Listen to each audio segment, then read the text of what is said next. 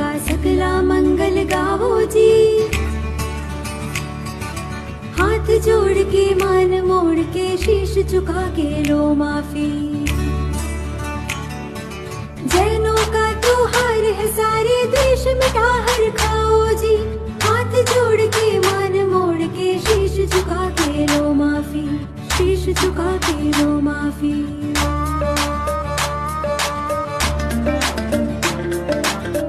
सुनता जय जो रे मारी सुनता जय जो।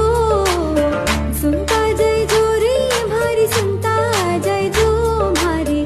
पर्युषण आया है जो सारे प्रभु रा नाम मन में रमता जय जो। पर्युषण आया है जो सारे प्रभु रा नाम मन में रमता जय जो। सिद्धि परमेष्ठी भगवान की, आदिनाथ भगवान की, शांतिनाथ भगवान की, परम पूज्य गुरु नाम गुरु आचार्य श्री क्षण विमल सागर जी महामुनि राज्य की, परम पूज्य अध्यात्म योगी शब्द मूर्ति चार्य श्रोमणी सूरी गच्छाचार युग प्रमुषमणाचार आश्चंद भारत गौरव गणाचार्य गुरुदेव श्री क्षण विराग सागर जी महामुनि राज्य की, अहिंसामयी विश्व धर्म की, परम पूज्य गणनी आरिका माँ विशिष्ट श्री माता जी की, समस्त संघ की वंदामी वंदामी वंदामी माता जी। बंधुओं, आज हम सभी पर्युषण पर्व की पहली कक्षा में प्रवेश कर रहे हैं, जिसका नाम है उत्तम क्षमा धर्म। माइक वाले ध्यान रखेंगे, बाद में ऊपर नीचे नहीं करें, एक समय रखना। बंधुओं, आज ढाई दीप में जहाँ जहाँ भी धर्म पिपासु हैं वहाँ सभी भगवान की पूजा भक्ति में संलग्न हैं, क्योंकि जैसे ही पर्युषण पर्व प्रारंभ होता है वैसे ही बोलते निमित्त मिलता है तो उपादान शक्ति जागृत हो जाती है। ऐसे ही पर्युषण पर्व जब आता है तो व्यक्ति के अंदर त्याग तपस्या की भावना जागृत हो जाती है, उपास करने की भावनाएं जागृत हो जाती है, नियम संयम की भावना जागृत हो जाती है। आज मुझे बहुत सारे लोग दिख रहे हैं जो मैंने अभी तक नहीं देखे हैं।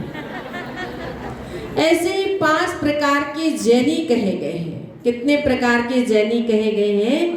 5 प्रकार के जैनी कहे गए हैं। एक सदैया जैनी होते हैं। कैसे जैनी होते हैं? सदैया जैनी होते हैं जो सदा बहार भगवान की पूजा भक्ति अभिषेक में लगे रहते हैं, सदा बहार स्वाध्याय आदि करते हैं। तो ऐसे बहुत सारे कुछ लोग सदैया जैनी हैं। और एक होते भदैया जैनी जो सिर्फ भादो बस में ही दिखते हैं, भादो के 10 दिन में ही दिखते हैं, जो भगवान का अभिषेक करते हैं, पूजा करते हैं, स्वाध्याय आदि करते, इसके अलावा उन्हें इससे कोई मतलब नहीं है। बहुत सारे ऐसे कौन से जैनी बैठे हुए हैं? भदैया जैनी होते हैं। और एक होते लड़ैया जैनी। जब कुछ काम होता है गुल्लक आदि का हिसाब किताब का, सो बस आगे लड़ने के लिए ऐसा क्यों वैसा क्यों। तो कुछ लोग ऐसे होते हैं कि जब देख लिया ये जो 14 होती है ना तो उस दिन तो लड़ाई झगड़ा होना ही है। तो कुछ लोग इस किस्म के होते हैं, उनके 8-9 दिन से कोई मतलब नहीं होता है, पर वो उस दिन जरूर आएंगे।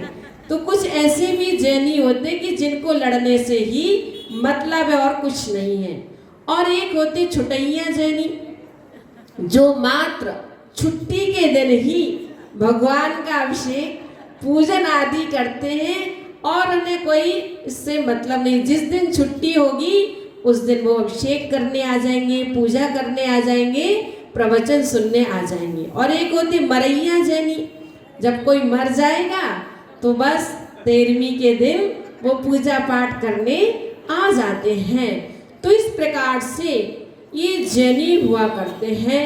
तो बंधुओं, जो सच्चा श्रावक होता है वह सदा बहार उसके जीवन में ये धर्म की लहरें हमेशा बनी रहती हैं।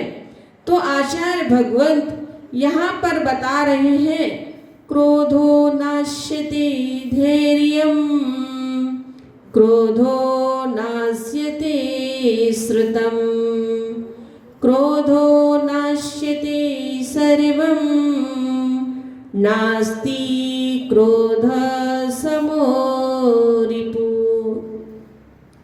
जो क्रोध होता है हमारे धैर्य को नष्ट कर देता है, क्रोध शास्त्र ज्ञान को नष्ट कर देता है, क्रोध सभी तरह से सब कुछ नष्ट कर देता है और क्रोध के समान कोई शत्रु नहीं हुआ करता है। क्योंकि कहते हैं क्रोधात् प्रीति विनाशो, क्रोध में प्रीति का विनाश हो जाता है। ध्यान रखना, जो व्यक्ति जितने जितने क्रोधी होते हैं तो उससे उतनी उतनी प्रीति कम होती जाती है। क्योंकि जिसको ज़्यादा गुस्सा आता है, जिसको ज़्यादा क्रोध आता है, तो सामने वाला व्यक्ति कहता है भैया इससे तो हाथ ही जोड़ो, इससे तो दूर ही भले, क्योंकि इसको बात बात पर क्रोध आता है, पल पल पर गुस्सा आती है। तो ध्यान रखना, क्रोध से हमेशा प्रीति का विनाश होता है। यदि आपको अपना आपस का प्रेम बनाकर रखना है, आपस का स्नेह बनाकर रखना है, आपस का वात्सल्य बनाकर रखना है, तो कभी क्रोध मत करना। क्या? कभी क्रोध मत करना। यदि कोई बात कहना है तो कभी गुस्से में मत कहना। क्या? कभी गुस्से में मत कहना, क्रोध में मत कहना। यदि कोई बात आपको कहना है तो कैसे कहना? बड़े प्रेम से कहना। क्या कहना? बड़े प्रेम से कहना, स्नेह से कहना, वात्सल्य से कहना। क्योंकि आप अपनी बात को जितना प्रेम से कहेंगे, जितना वात्सल्य से कहेंगे, जितना स्नेह से कहेंगे, वो व्यक्ति आपकी बात को बहुत जल्दी मान लेगा। और यदि आप गुस्से में कहोगे तो वो भी क्या कहेगा? अब मानने वाले थे, अब तो बिल्कुल नहीं मानेंगे। कहो तुम्हें क्या कहना है, बोलो, अब तुम्हें क्या बोलना है? अब तुम्हारे पास कोई जवाब है क्या? कोई जवाब नहीं है। इसलिए आचार्य भगवान कहते हैं भैया क्रोध करना तुम्हारा स्वभाव नहीं है, ये तो विभाव परिणतियां हैं। इसलिए तुम विभाव में क्यों जा रहे हो? तुम स्वभाव में रहो। और स्वभाव मतलब क्षमा गुण है। सदैव हमें अपने जीवन में क्षमा रखना चाहिए। क्या रखना चाहिए? क्षमा भाव रखना चाहिए। कभी क्रोध नहीं करना चाहिए। और क्रोध कैसा होता है? उबलते हुए दूध की तरह हुआ करता है। कैसा होता है? उबलते हुए दूध की तरह हुआ करता है। और जैसे ही वह अग्नि ठंडी हो जाए तो दूध भी क्या हो जाता है? शांत हो जाता है। उसी प्रकार से हमें भी अपने क्रोध को क्या करना चाहिए? शांत करना चाहिए।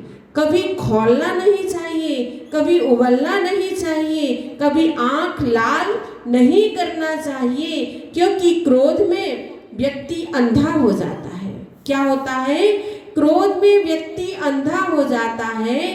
क्रोध में व्यक्ति विवेक शून्य हो जाता है। उसे ये भी ज्ञान नहीं होता है कि मैं किससे और किस पर क्रोध कर रहा हूँ, किससे और किस पर क्रोध कर रहा हूँ, क्यों कर रहा हूँ, उसे कुछ भी भान नहीं होता है। क्रोध में तो पता नहीं क्या क्या बोल देता है। यदि बच्चे के ऊपर भी गुस्सा आती तो बोल दे एक गधे की औलाद। आप सोचिए, आप ये शब्द किसके लिए बोल रहे हो? क्योंकि उस व्यक्ति का इतना विवेक समाप्त हो जाता है, ये भी पता नहीं कि मैं किसके लिए शब्द बोल रहा हूँ और क्यों बोल रहा हूँ। तो उस समय हमें अपने विवेक का ध्यान रखना चाहिए। पहली बात तो इतने आग बबूला मत होइए कि आपका विवेक भी समाप्त हो जाए, क्योंकि एक पल का क्रोध आपका भविष्य बिगाड़ सकता है। क्या? एक पल का क्रोध आपका भविष्य बिगाड़ देता है। और जो व्यक्ति दिन रात क्रोध करते हैं, दिन रात गुस्सा करते हैं, तो देखना वो व्यक्ति सबसे ज्यादा दुबले पतले मिलेंगे। क्या? सबसे ज्यादा दुबले पतले मिलेंगे। कितना भी खा ले, कितने भी अच्छी ताकत की वस्तुएं खा ले, फिर भी उनके शरीर में कुछ भी काम नहीं करता है, क्योंकि वो क्रोध जब देखो, क्रोध जब देखो गुस्सा। यदि भोजन करने भी आएंगे तो भी गुस्सा। कैसा भोजन बनाया, नमक भी नहीं डाला है, चलो जल्दी भोजन लाके दो, मुझे देर हो रही है। और यदि श्रीमती जी कह दे 10 मिनट रुक जाओ, क्या कह दे देवेन जी, 10 मिनट रुक जाइए, अभी भोजन लाके देती हूँ, तो आप क्या समझे चले होटल। और पत्नी भी यदि थोड़ी धैर्यवान हो, ठीक है आप होटल जा रहे हैं, रुक जाइए 5 मिनट में मैं भी आपके साथ चलती हूँ, मैं भी आपके साथ में चलती हूँ। तो आपको पति जो होगा वो भी पानी पानी हो जाएगा। तो कितनी बार ऐसा होता है। और कई पत्नियां तेज तर्राटी वाली मिल जाए, ठीक है जा रहे हो तो जाओ, देख लूंगी मैं, नहीं बनाऊंगी खाना, कल से तो और नहीं बनाऊंगी जब आपको बाहर के ही खाना है। और जो सीधी सरल होगी तो चलो कोई बात नहीं।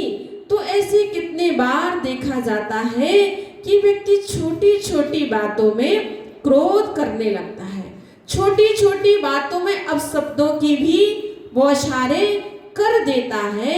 एक बार तो पत्नी ने गुस्से में आकर अपने पति से बोल दिया कि जानवर, समझ में भी नहीं आता, जब देखो परेशान, जब देखो परेशान करता रहता है।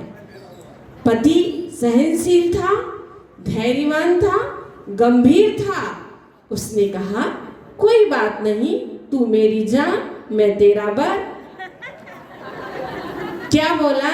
तू मेरी जान, मैं तेरा बर। जानवर कह दिया तो कोई बात नहीं। वो भी कैसी हो गई? पानी पानी हो गई, शर्मिंदित हो गई। ओहो, मैंने कैसे कैसे शब्दों का बौछार कर दिया, कैसे कैसे शब्द मैंने बोल दिए। बंधुओं, गुस्से में व्यक्ति का विवेक शून्य हो जाता है। क्या हो जाता है? गुस्से में व्यक्ति का विवेक शून्य हो जाता है। और क्रोध कब आता है? जब व्यक्ति की अपेक्षाएं होती हैं। और जहां अपेक्षाएं होती हैं और यदि अपेक्षाओं की पूर्ति नहीं हो पाती, अपेक्षाएं मिलने लगती हैं, वहां व्यक्ति को क्रोध आता है। जैसे मान लीजिए किसी की अपेक्षा थी अपने मित्र से कि जब मेरा बर्थडे आएगा, मेरा जन्मदिन आएगा, तो मेरा मित्र मुझे गिफ्ट देगा, मेरा मित्र सबसे पहले मुझे कॉल करेगा, मेरा मित्र सबसे पहले मुझे विश करेगा। और हो सकता आपका जन्मदिन था, वो आपको कॉल करना भूल गया, विश करना भूल गया, आपको गिफ्ट देना भूल गया। तो क्या होता है? आपको तुरंत क्रोध आ जाता है, तुरंत गुस्सा आ जाती है कि मेरी इतनी अपेक्षा थी तुमसे और तुमने मेरा इतना भी ख्याल नहीं रखा, मेरे बर्थडे पे तुमने विश भी नहीं किया, मेरे बर्थडे पे तुमने मुझे गिफ्ट भी नहीं दी। तो जहां अपेक्षा थी, यदि उपेक्षा मिल जाए तो व्यक्ति को क्या होता है? क्रोध खड़ा हो जाता है। क्या आने लगता है? क्रोध उत्पन्न हो जाता है। व्यक्ति को अपेक्षा रहती है कि मेरा मित्र एक साथ अपन घूमने चलेंगे। क्या अपेक्षा होती है? अपन सभी एक साथ घूमने चलेंगे। और हो सकता वो अपने मित्र के साथ नहीं जा सका, अपने कुटुंब सगे संबंधी के साथ चला गया। जब मित्र को ये बात पता चली, अरे मेरा मित्र मुझे छोड़कर चला गया और मुझे साथ में घूमने के लिए नहीं ले गया, तो उसको क्या होता है? बड़ा गुस्सा आ जाती है, बड़ा क्रोध आ जाता है। तो जहां अपेक्षा रहती है और वो पूर्ण नहीं हो पाती है, उपेक्षा मिलने लगती है, वही व्यक्ति को क्या होता है, क्रोध आने लगता है। और तो क्या, उसकी अपेक्षा रहती है मेरा मित्र बस मेरे से ही बात करे, क्या मेरा मित्र सिर्फ मुझसे ही बात करे और किसी से कुछ कोई बात ना करे। और हो सकता है वह मित्र किसी और से बात करने लगा, फिर उसको बड़ा क्रोध आ जाता है, बड़ा गुस्सा आ जाता है।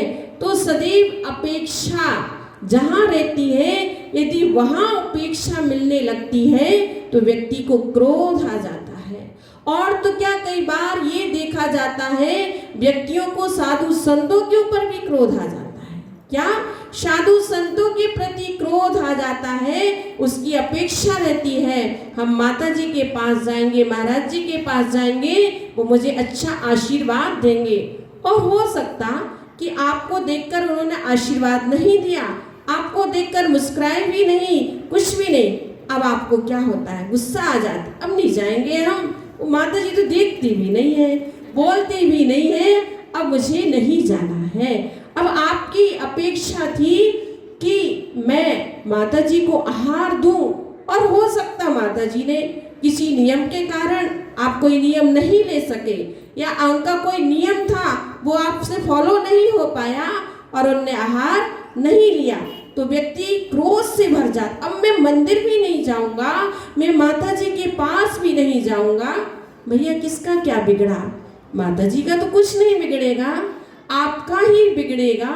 यानी क्रोध में व्यक्ति इतना अंधा हो जाता है, विवेक शून्य हो जाता है कि जो और उसके लिए पुण्य के अवसर मिल रहे थे, पुण्य के कारण मिल रहे थे, उन अवसरों को भी क्रोध में आकर व्यक्ति खो देता है। उन अवसरों से व्यक्ति चूक जाता है, सोचता कोई बात नहीं, एक चीज ही नहीं मिल रही और तो मुझे सब कुछ मिल रहा है, मैं इन सारी चीजों से क्यों वंचित हूँ। पर जब अपेक्षा होती है, वहाँ उपेक्षाएं मिलने लगती हैं, तो व्यक्ति का क्रोध और बढ़ जाता है। और तो क्या, हमेशा क्रोध छोटों के ऊपर उतरता है, ध्यान रखना। बड़ों से तो व्यक्ति कुछ नहीं कह पाता है, बड़ों से व्यक्ति कुछ नहीं कह पाता है। जब मान लीजिए आपके श्रीमान जी, कौन, आशीष जी, ऑफिस से आए और उनको गुस्सा आ गया, किसके ऊपर, अंजलि के ऊपर, पत्नी के ऊपर तो गुस्सा किया जाता, और किसके ऊपर किया जाता। एक बार ऐसा ही हुआ कि पति पत्नी महाराज के पास पहुंचे, उनका महाराज जी जब देखो मेरे पति डांटते रहते, जब देखो मेरे को गुस्सा ही करते रहते हैं। अब पति भी कहता, महाराज मैं किससे गुस्सा करूं, मैं किससे गुस्सा करूं। तो पत्नी बोलती, मैं ही मिली क्या, और मैं किसी से गुस्सा नहीं कर सकता हूँ, किसी को डांट नहीं सकता हूँ, किसी से कुछ बोल नहीं सकता हूँ। जो अपना होता है उसको ही डांटा जाता है, उसको ही बोला जाता है, उसको ही गुस्सा किया जाता है। ठीक है, अब पत्नी किस पे गुस्सा करे, किस पे गुस्सा करे, तो बच्चों पर। अच्छा बच्चा हंसता खेलता कूदता कांता स्कूल से आता है, मम्मी मम्मी मम्मी मम्मी। अब बच्चा भी सोचता है कि बिन कारण आज कैसे बादल गरज गए, बिन कारण कैसे मुझे मम्मी ने इतनी पिटाई कर दी, कैसे मार दिया। अब बच्चा भी किसके ऊपर गुस्सा करेगा, ज्यादा होगा तो बस्ता फेंकेगा, ज्यादा होगा तो पैर पटकेगा, और ज्यादा होगा यदि कोई नौकरानी हो नौकर होगा तो बच्चे भी उसको चार बातें सुना देगा। क्या, बच्चे भी चार बातें उस पर सुना देगा। यानी जो क्रोध होता है तो सदैव किसके ऊपर उतरता है, छोटों के ऊपर क्रोध आता है। किसके ऊपर आता है, छोटों के ऊपर व्यक्ति को क्रोध आता है। मैं तो यूं कहती हूँ, छोटा हो अथवा बड़ा हो, अपन को किसी के लिए क्रोध नहीं करना चाहिए, किसी के ऊपर गुस्सा नहीं करना चाहिए। क्योंकि जो क्रोध होता है, 1 घंटे का या 1 पल का क्रोध आपकी 6 घंटे की एनर्जी को क्या कर देता है, समाप्त कर देता है, 6 घंटे की एनर्जी को नष्ट कर देता है। तो हमें सोच समझकर क्रोध करना चाहिए। कैसे करना चाहिए, सोच समझकर क्रोध करना चाहिए, ठीक है, मान सकते हैं, क्रोध आ सकता है, गुस्सा आ सकता है, पर जुबान पर कंट्रोल रखिए। किस पर? अपनी जुबान पर, अपनी वाणी पर कंट्रोल रखिए। ऐसे अपशब्दों की बौछारें मत कीजिए कि अपना भी अपनों से दूर हो जाए, अपना भी अपनों से मुख मोड़ ले, अपना भी अपनों से घृणा करने लग जाए। ऐसे अपशब्दों की बौछारें मत कीजिए। लड़ लेना, झगड़ लेना पर कभी बोलना बंद मत करना। निशा जी, लड़ लेना, झगड़ लेना, कभी बोलना बंद मत करना। यदि आपने बोलना बंद कर दिया तो पता है क्या होगा? अनंतानुबंधी कसाय बन जाएगी। कौन सी कसाय? अनंतानुबंधी कसाय बनेगी। और जो अनंतानुबंधी कसाय होती है कब तक रहती है? अनंत काल रहती है। 6 महीने से भी यदि आपका ऊपर गया तो समझ लेना कौन सी कसाय बन गई? अनंतानुबंधी कसाय बन गई। और अनंत काल तक क्या करेगी?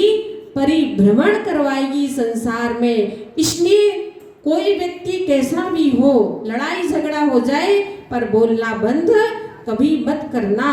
6 महीने से ज्यादा हो गए तो अनंतानुबंधी, और 15 दिन की कसाय है तो वो कौन सी कसाय कहलाएगी? अप्रत्याख्यान कसाय हो गई। कौन सी कसाय होगी? अप्रत्याख्यान कसाय हो गई। और प्रत्याख्यान कसाय जो होती है वो कितने दिन की होती है? कितने दिन की होती है?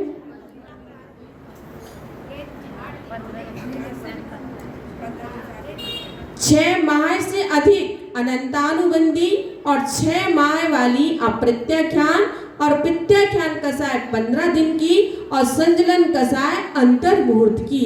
इस प्रकार से ये चारों कसाएं हुआ करती है। तो हमें हमेशा याद रखना है, विचार करना है कि मेरी कौन सी कसाएं चल रही है।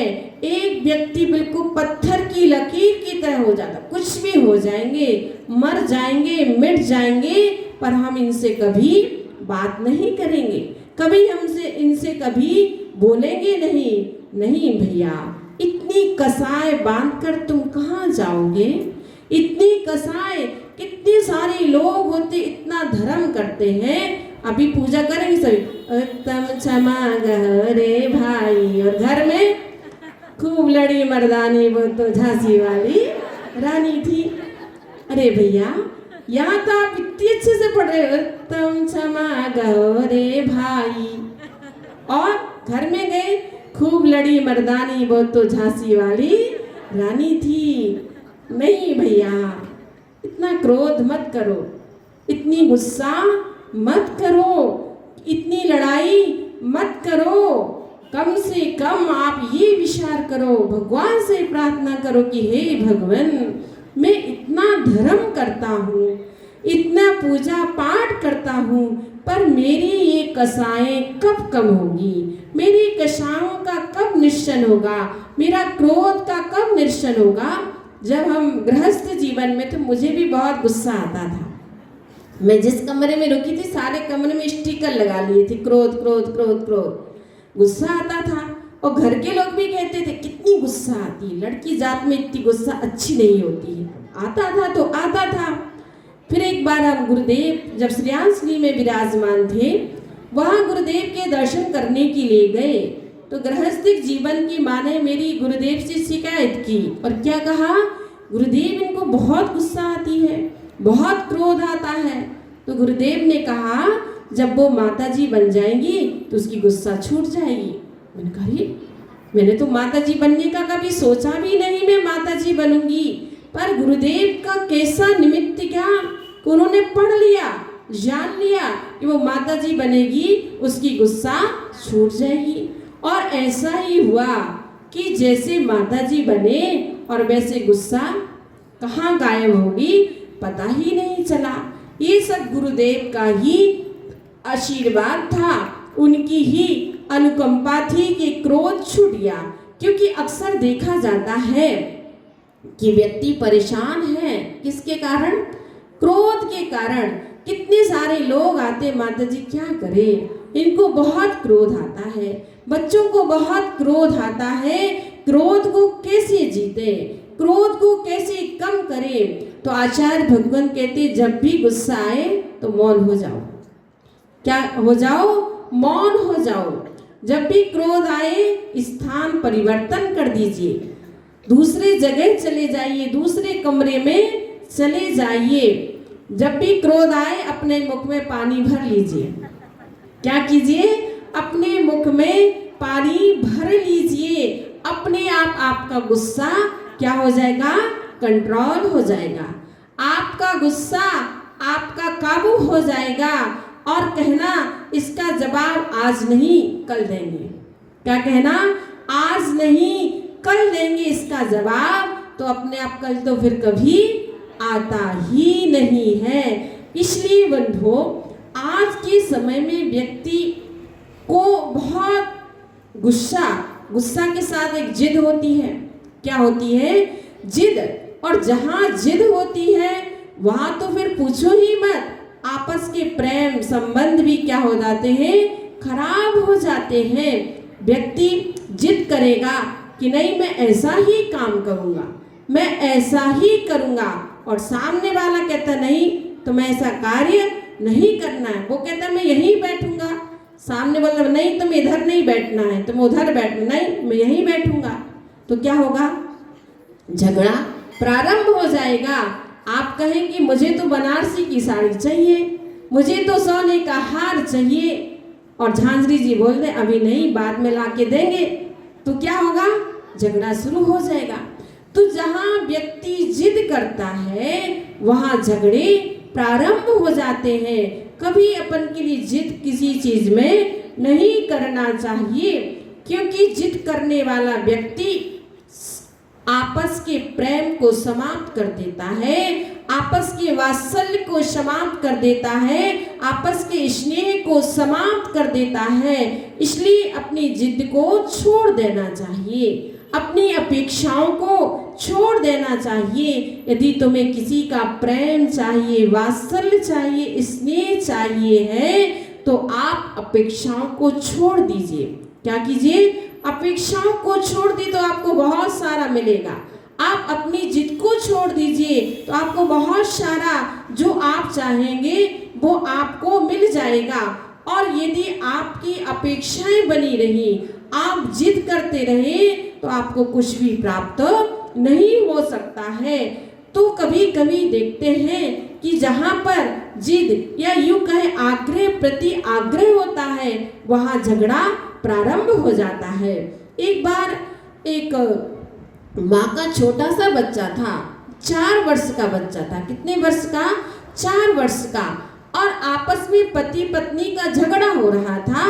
वह कह रहे थे मैं अपने बेटा को डॉक्टर बनाऊंगा। क्या बनाऊंगा? डॉक्टर। और पति कहता मैं अपने बेटा को क्या बनाऊंगा? इंजीनियर बनाऊंगा। अब दोनों में इतना झगड़ा हो गया, तो जो छोटा सा बच्चा था वह देख रहा था कि मम्मी पापा लड़ झगड़ रहे, तो वह बच्चा बोल पड़ा ना मुझे डॉक्टर बनना है ना मुझे इंजीनियर बनना है। तो दोनों एक साथ बोले बेटा क्या बनना है? मुझे वकील बनना है। क्या बोला? मुझे वकील बनना है। बेटा वकील क्यों बनना है? जिससे मैं आप दोनों के झगड़े को निपटा सकूं। क्या बोला? जिससे मैं आप लोगों के झगड़े को निपटा सकूं। देखिए छोटा सा भी बच्चा जानता है कि देखो मेरे मम्मी पापा झगड़ रहे हैं, मेरे मम्मी पापा में लड़ाई झगड़ा हो रहा है, तो वो भी इस तरह से क्या करने लगता है? ऐसी बातें करने लगता है। तो कभी भी किसी भी चीज का आग्रह नहीं करना चाहिए। आग्रह, हठाग्रह, प्रति आग्रह, ये क्या करता है? दूरियां खड़ी पैदा कर देता है। आपस का प्रेम क्या कर देता है? टूट जाता है। आपस का वात्सल्य टूट जाता है इन सारी चीजों से। तो कभी भी हठाग्रह किसी भी चीज का नहीं करना चाहिए। जहां हठाग्रह है, जहां जिद है, वही झगड़ा है। क्या सोचना? जहाँ ये सारी चीजें होंगी वहीं झगड़ा प्रारंभ हो जाएगा। और जहाँ शालीनता रहेगी तो ध्यान रखना वहाँ कभी भी झगड़ा नहीं हो सकता है, वहाँ कभी लड़ाई नहीं हो सकती है, वहाँ पर कभी मनमुटाव नहीं आ सकता है। क्योंकि जहाँ पर क्रोध होता है और क्रोधी व्यक्ति का जहर भी फैल जाता है। एक वैज्ञानिक ने इसका परीक्षण किया। क्या किया कि एक जो व्यक्ति था उसके लिए बहुत बहुत बहुत क्रोध आता था, तो उसने क्या किया, उसका इंजेक्शन में उसका खून लिया और एक बहुत सुंदर खरगोश था, अच्छा हंसता कूदता उछल रहा था। और जैसे इस वैज्ञानिक ने क्या किया, उस व्यक्ति का, क्रोधी व्यक्ति का खून लेकर उस खरगोश के लिए लगाया।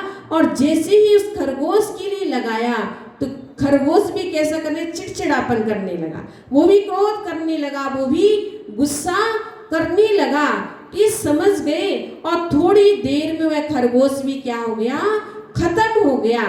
यानी व्यक्ति जब क्रोध करता है तो उसका खून भी कैसा हो जाता है, जहरीला हो जाता है, जल जाता है। ध्यान रखना, वह जहरीला हो जाता है कि उसका खून जब खरगोश में गया तो क्या हुआ, उसकी मृत्यु हो गई। इसलिए ध्यान रखना, जो व्यक्ति क्रोध करते हैं, क्या करते हैं, क्रोध करते हैं, दूसरों का बुरा सोचते हैं, दूसरों का अहित सोचते हैं, तो ध्यान रखना उसका अहित हो अथवा नहीं हो, पर आपका अहित हो जाएगा, आपका अहित हो जाएगा। मान लीजिए जिसने अपने हाथ में एक अग्नि का गोला लिया, क्या लिया, अग्नि का गोला लिया दूसरों के मारने के लिए। अब वो जले अथवा ना जले, पर आपके हाथ तो पहले ही जल जाएंगे। इसलिए ध्यान रखना, यदि आप क्रोध करेंगे, आप सोचेंगे गुस्से में मेरी चीज मैं मनवा लूंगी या गुस्से में बोलकर अपना काम करवा लूंगी, तो कभी नहीं हो सकता है। सबसे पहले तो क्या होगा, आपका अहित होगा। क्या होगा, आपका अहित होगा, आपका बुरा होगा। इसलिए ध्यान रखना, अपने जीवन में कभी क्रोध मत करना। क्या, कभी क्रोध नहीं करना, कभी गुस्सा नहीं करना। तो क्या करना, अपने जीवन में धैर्य धारण रखना, क्षमता धारण रखना। आपके लिए कोई कितनी भी बातें सुनाए, कोई कितना भी गुस्सा करे, कितना भी कुछ भी बोले, आप बिल्कुल शांत रहना। आप शांत रहोगे, 1 दिन 2 दिन 3 दिन 4 दिन 5 दिन 6 दिन 7 दिन 8 दिन, अब वो सामने वाला व्यक्ति भी पिघल जाएगा। अरे मैं इसको इतनी बातें सुनाता हूँ, इसको इतनी बातें बोलता हूँ, पर ये एक भी बात का जवाब नहीं देता है, एक भी बात कुछ भी नहीं बोलता है और शांति से सुन लेता है। अब वो क्या होगा, पानी पानी हो जाएगा। कैसा होगा वो, पानी पानी हो जाएगा कि अब मुझे ऐसी बात नहीं सुनाना है। और इससे चालू, ये चालू रहता है। अंकल ये उस पर चालू कर दो, इन्वर्टर पे। जय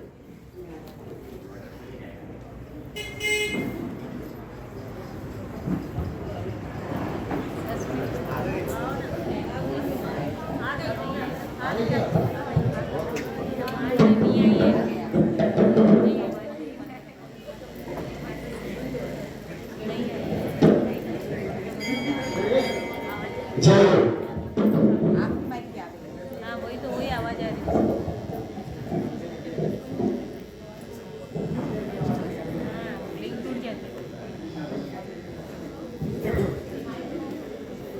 बंधुओं, तो जो क्रोध होता है हमारे जीवन को क्या कर देता है, बर्बाद कर देता है, समाप्त कर देता है।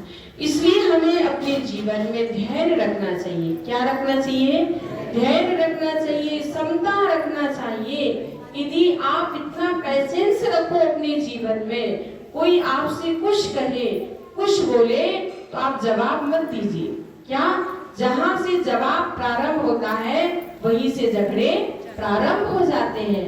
और एक व्यक्ति यदि अपने जीवन में धैर्य धारण कर ले, क्षमता धारण कर ले, तो यदि एक व्यक्ति बोल रहा है, दूसरा शांत है, तो क्या झगड़ा हो सकता है? ताली कितने हाथों से बजती है? कितने हाथों से? दोनों हाथों से ताली बजती है। ध्यान रखना, कभी एक हाथ से ताली नहीं बजती है। यदि भाई अकोला वाले बजा लेते तो बज नहीं सकते। तो कभी भी एक हाथ से ताली नहीं बजती है। कितने हाथों से बजती है? दोनों हाथों से ताली बजा करती है। इसलिए ध्यान रखना, कभी ऐसे प्रसंग आ जाए तो कभी जवाब नहीं देना। क्या? कभी जवाब नहीं देना। यदि आप शांत रहेंगे तो आपको वहीं का वहीं झगड़ा समाप्त हो जाएगा। और व्यक्ति ना जाने जब क्रोध में होता कितनी कितनी पुरानी पुरानी बातों याद रखता है। आपको इतनी पुरानी बातें याद रहती है, अरे उस समय उस तारीख उस व्यक्ति ने मुझे ऐसा बोल दिया था, इसलिए मैंने बोलना बंद कर दिया। एक बार ऐसे दो भाइयों का झगड़ा था और एक भाई ने सारी नगर का निमंत्रण किया। दूसरा भाई कहता मैं तो बिल्कुल नहीं जाऊंगा उस भाई के यहाँ। उस भाई के यहाँ बिल्कुल नहीं जाऊंगा, उसने मेरे साथ ऐसा ऐसा किया, ऐसा ऐसा बोला। अब ये बात समाज के लोगों ने किसी संत से कही तो संत ने उसे समझाया, उसने बेटा इधर आ, क्यों नहीं जाओगे? अरे मेरे भाई ने मुझसे ऐसा कह दिया था, मुझसे ऐसा बोल दिया था। अच्छा भैया, पहले ये तो तेरे पास क्या 16 साल पहले कैलेंडर रखा है क्या तेरे पास? यदि वो रखा तो लेके आ जा। बोले नहीं, अभी तक कहाँ रख सकते? बोले 16 साल पहले का तुम कैलेंडर नहीं रख सकते हो तो इतनी साल पुरानी बातें कैसे रखी हो? क्या इतनी साल पुरानी बातें कैसे अपने जीवन में रखे हो? तो अपने जीवन में ऐसी ऐसी पुरानी पुरानी बातें भी कभी नहीं रखना चाहिए। बात गई रात गई, ये सोचना चाहिए। क्या बात गई रात गई? तो बंधुओं, हम अपने जीवन में समता को धारण रखें, धैर्य रखें। बंधुओं, जब हम पूज्य गुरुदेव के लिए देखते थे, पूज्य गुरुदेव के ऊपर कितने भी उपसर्ग आए, पर एक बार इतना उपसर्ग है कि 36 घंटे तक वो अपनी निश्चल साधना में रहे, पर उन्होंने कभी किसी से कुछ नहीं कहा, कभी किसी को कुछ नहीं बोला और बड़े धैर्य से उन उपसर्गों को अपने जीवन में सहन किया। बंधुओं, ऐसे ऐसे कितने कितने मुनि राजों के उल्लेख हमारे जीवन में मिलते हैं कि जिनके जीवन में कितने बड़े बड़े उपसर्ग आए और उन्होंने बड़ी समता से क्या किया? उसे सहन किया और सभी लोगों के लिए क्षमा भाव धारण किया।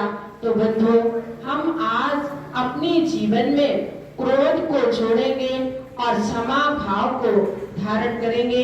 इसी मंगल भावना के साथ जय बोलिए परम पूज्य गणाचार्य गुरुदेव श्रेष्ठ विराज सागर जी महामुनिराज जी की। इसकी जाप करेंगे 3 बार। ओम ह्रीं अर्हं श्री उत्तम क्षमा धर्मांगाय नमः। ओम ह्रीं उत्तम क्षमा धर्मांगाय नमः। ओम ह्रीं उत्तम क्षमा धर्मांगाय नमः। ओम ह्रीं उत्तम क्षमा धर्मांगाय नमः। ओम ह्रीं उत्तम क्षमा धर्मांगाय नमः। ओम ह्रीं उत्तम क्षमा धर्मांगाय नमः। ओम ह्रीं उत्तम क्षमा धर्मांगाय नमः। सबसे क्षमा, सबको क्षमा, उत्तम क्षमा। जय परम पूज्य गणाचार्य गुरुदेव श्रेष्ठ विराज सागर जी महामुनिराज की।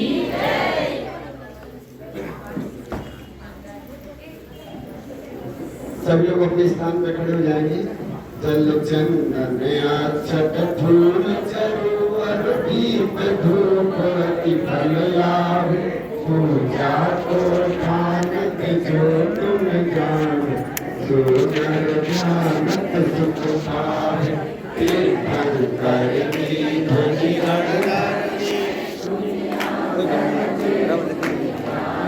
हमारा पानी सुख त्रिभुवन मानी पूज।